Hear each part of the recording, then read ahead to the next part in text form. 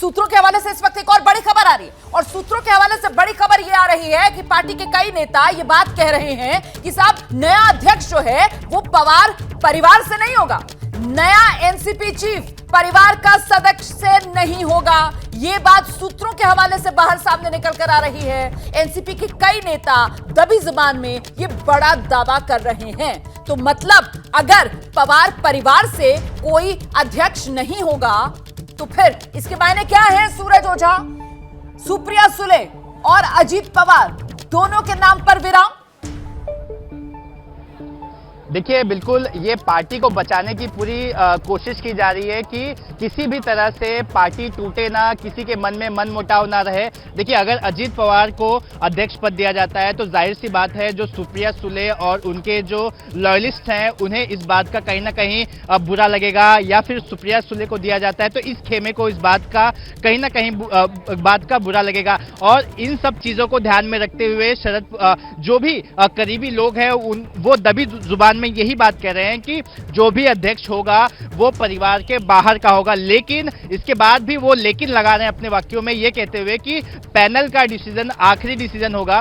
लेकिन जहां तक अंदर खुसफुसाहट शुरू है, पार्टी में खुसफुसाहट शुरू है, उसके मुताबिक तो यही बात सामने रखी जा रही है कि परिवार का कोई सदस्य इस पद पर ना हो। नहीं, ये पार्टी के नेता जो हैं दबी जबान में बात कर सकते हैं, लेकिन समीर चौगांवकर जी बेहतर तरीके से बता पाएंगे किस तरीके से पहले दिन से शरद पवार की मंशा बार बार यही नजर आई कि अपने राजनीतिक वारिस के तौर पर, उत्तराधिकारी के तौर पर वो बेटी सुप्रिया सुले को ही देखते हैं, जिसमें बारामती की अपनी सीट भी सुप्रिया सुले को दे देना और वहां से सुप्रिया सुले का बारामती को रिप्रेजेंट करना एक बड़ा संकेत था जो शरद पवार की तरफ से दिया गया था। समीर जी, बिल्कुल, शरद पवार की बेटी है सुप्रिया सुले और बारामती की सीट का प्रतिनिधित्व करती है, जिसका प्रतिनिधित्व तो अजीत पवार भी कर चुके हैं और उनके पिता शरद पवार करते रहे।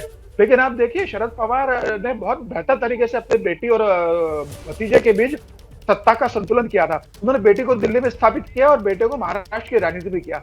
अजीत पवार का दिल्ली की राजनीति में कोई दिलचस्पी नहीं है। अजीत पवार महाराष्ट्र के 3 बार उप मुख्यमंत्री रहे हैं, अभी विपक्ष के नेता है और उनका पूरा फोकस महाराष्ट्र का मुख्यमंत्री बनने का है। उन्हें दिल्ली की राजनीति में जरा भी दिलचस्पी नहीं है। इस कारण अजीत पवार पूरा फोकस दिल्ली में करेंगे।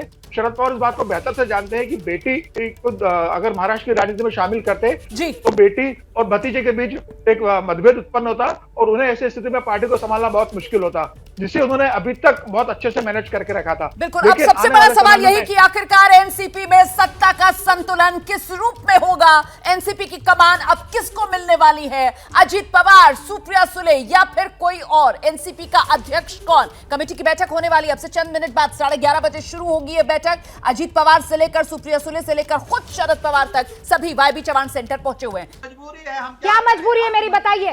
मैं अभी आपको बताती हूँ कि मैंने ओए होए होए होए नमकीन के चटकारे लेते हुए टकटकी मार के डिबेट शो को पॉज रिपीट कर करके देख रहे हैं जोगिंदर जी। इनकी तरह आप भी देखें अपने फेवरेट डिबेट्स को रिपीट कर और डाउनलोड कीजिए एबीपी लाइव ऐप अपने स्मार्ट टीवी पर।